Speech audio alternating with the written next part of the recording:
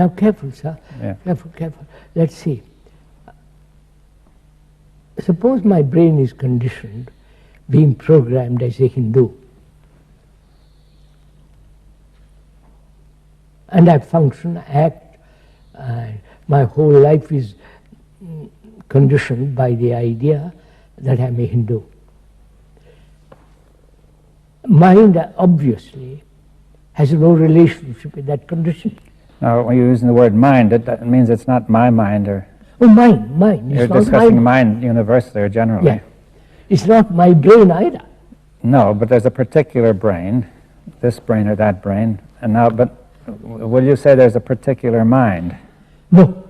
No, you see, that's an important difference. Yeah. You're saying mind is really universal. Mind is universal. If you can use that word. Yes, or unlimited, or yes. Undivided.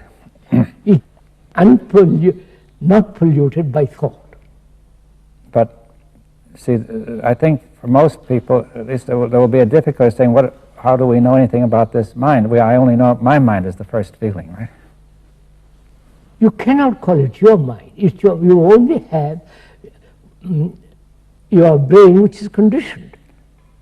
You can't say it's my mind. Yes. Well, whatever is going on inside, I feel is mine. It's very different from what's going on inside somebody else.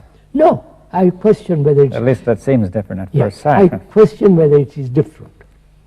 What's going on inside me as a human being and you as another human being. We both go through all kinds of problems, suffering, fear, anxiety, loneliness, and so on, so on.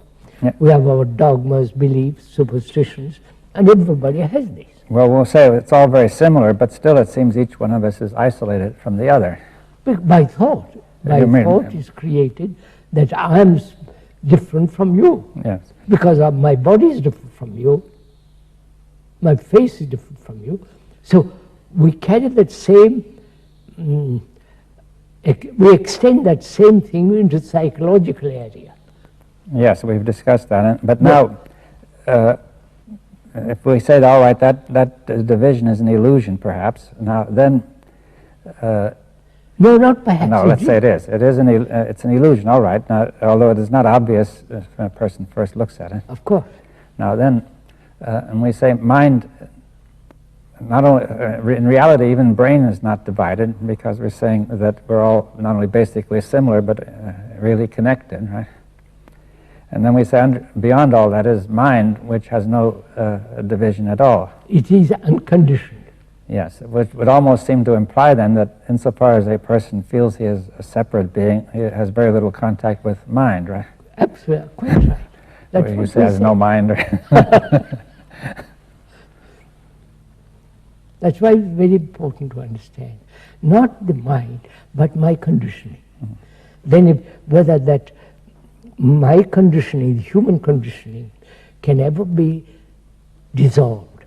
That's the real issue. Yes. I think that, still the mind, we won't call it the mind, but a human being considers always what is the meaning. See, I think we want to understand the meaning of what is being said. You see that we have a mind that is universal, that is in some kind of space, you say. Or is it its own space? It is not in me or in my brain. But it has a space. It lives in space. It lives in a space, right? And silence. And silence, but it's the space of the mind, right? It's not a space like this space. No.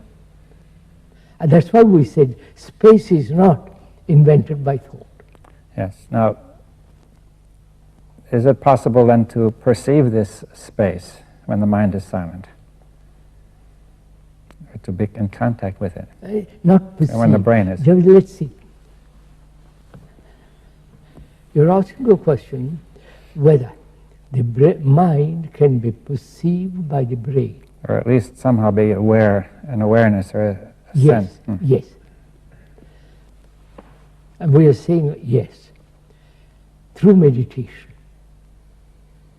You may not like to use that word. Well, I don't mind. I think it is possible to bring about, she said that's the difficulty. when we use the word meditation, it's generally understood there is always a meditator meditating. The meditation is really an unconscious process. It's not a conscious process. Well, and how are you able to say that meditation takes place then if it's unconscious? It is taking place when the brain is quiet. Well, you mean by consciousness all the movement of thought? Yes, movement of thought. With feeling, desire, yes, will, and all that goes with it, right? But there's a kind of awareness still, isn't there? Oh yes. Yes, you see, it depends what you call awareness. yes. Awareness of what? I don't, possibly awareness of something deeper, I don't know.